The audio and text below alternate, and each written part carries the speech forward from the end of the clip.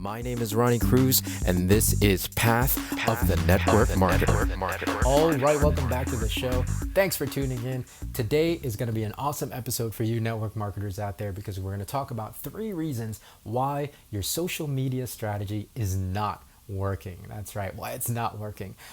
Anyways, before we get into all of that, I want to remind you, if you're not already part of our Facebook community, come join us on Facebook. It's facebook.com/groups/path of the network marketer. I'm going to be going live there periodically. So, there's going to be more content there that's not necessarily going to be available here on the show, on the podcast. So, I think more importantly too, it's going to be more of a two-way interaction, right? We can have more of a conversation.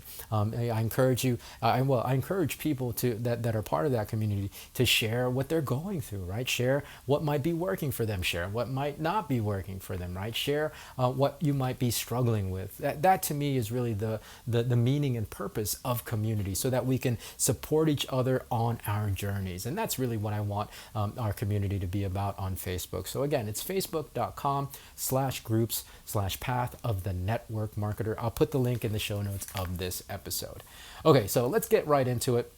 3 reasons why your social media strategy is not working. Number 1, you're using the old school offline tactics online.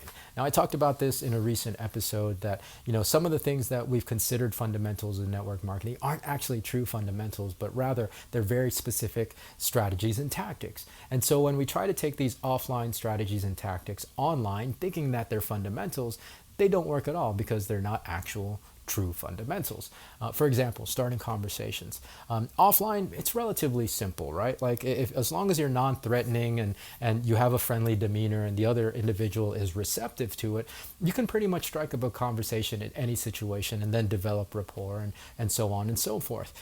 Online, however, it works in a completely different way. And what I've done and what I actually see people do today is that they'll post, they'll blast their feed with their products, their goods, their services, their opportunity, thinking that that's what's going to start conversations.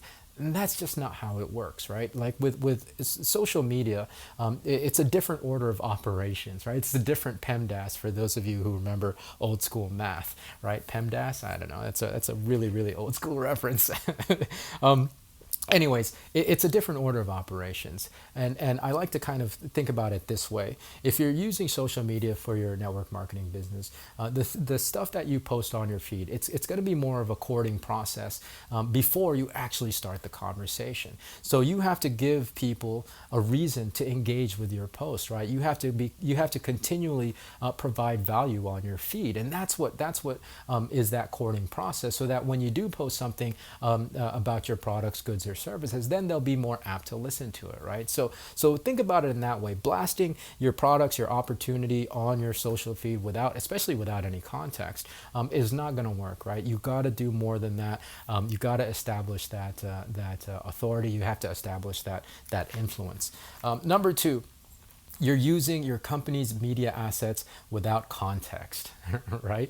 I see this all the time. And again, this was a mistake that I made in the past. And I get it, right? Like our companies are, they're well-meaning and they provide us with awesome media assets. My company, Yoli, we have a great media department. We have a great marketing department, and all the assets that they give us in the field are beautiful, right? The problem is, it's not going to amount to a hill of beans if you're just sharing this stuff, right? And even if you post about the value and the benefits of the particular product or service that you're posting about, again, it's not going to amount to a hill of beans because it has no context outside of a pretty picture. You have to share what it's done for you and how it's positively impacted your life. Otherwise, people aren't going to care. I mean, okay, so in these first 2 examples, you might catch that 0.001% of your audience who happens to be looking for exactly the thing that you're posting at exactly the right time. But that's not a sustainable strategy, right? Like that makes 0 sense. So it's really, again, if you think about it from from a different order of operation. You have to court your audience. You have to give them a reason to continue to tune in to you, to your feed, because social media is all about just scrolling until it catches your eye. And if you're not providing value, if you're just, if you're just sharing your company's media assets, what like nobody has any idea what that has anything to do with you, right? So put it in the context of what it's done for you. Be willing to share you more than actually sharing your products, goods, and services, especially if it's just some fancy media asset that has no context. All right, number 3, you haven't grown your audience. And this is really, all of these are they're not uniquely separate and individual of each other. They really kind of are related to each other. Growing your audience is really important online. I think historically, as network marketers, we connect with people on socials who are people that we met offline. At least I know that's how it is for me. And so we think that we use social media as a way to continue to stay connected to these people, and that's totally fine. But again, if you're just spamming your feed with your products, goods, and services, if you're just posting your company's media assets on your feed, then the people that you connected with offline that are now your online audience, they're not going to really care, and moreover, they're going to think that you only connected with them so that you can promote your products and goods and services, your network marketing company, to them. Again, it might work for the 0.001% of your audience who happens to be looking for exactly what you're sharing and what you're posting at that exact moment. However, it's not a sustainable strategy, and it's going to largely go ignored.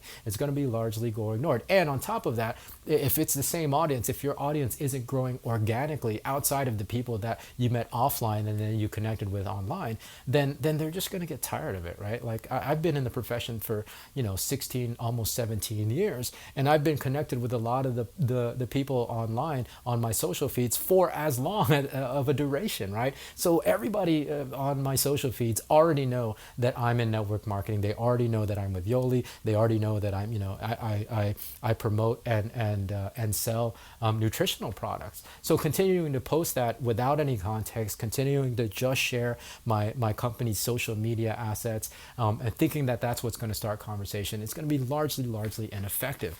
What you have to do is provide value. I talked about that in yesterday's episode. It's that value ladder. Give a people reason to stop scrolling and engage with your post, and then therefore start following you. You have to grow your audience. Well, you don't have to, okay? So I'm not speaking in absolutes, but you can leverage the power of social media in this manner, and that's much more powerful, and it's going to be much more effective a strategy online than what you're currently doing. So the three reasons why your online social media strategy is not working. Number 1, you're using the old school offline tactics online. Number 2, you're using your company's media assets without context. And number 3, you haven't grown your audience and influence. So that's going to be it for today. Hopefully that helps. Hopefully it makes sense. I think it does. I putting this episode together and putting this list of 3 things together is really more of a reflection on what I've done in the past. So it makes sense for me, and I think it will make sense for you as well. If you have any questions, of course, you can reach out, and a great place to do that is on our Facebook community, facebook.com/group/path of the network marketer. Beyond that, if you're not already following the show, please go ahead and follow the show. Hit that plus sign at the top of the app, whatever app you happen to be listening on, and then share it. Like if you found value in today's episode, go ahead and share it. Take a screen capture. You'd be doing me a huge favor. And again, if you find value in this content, chances are somebody else will find value in it as well. So that's gonna do it for today. Thanks for tuning in. More to come from me tomorrow. So until then, be well, be safe. We'll see you in the next episode.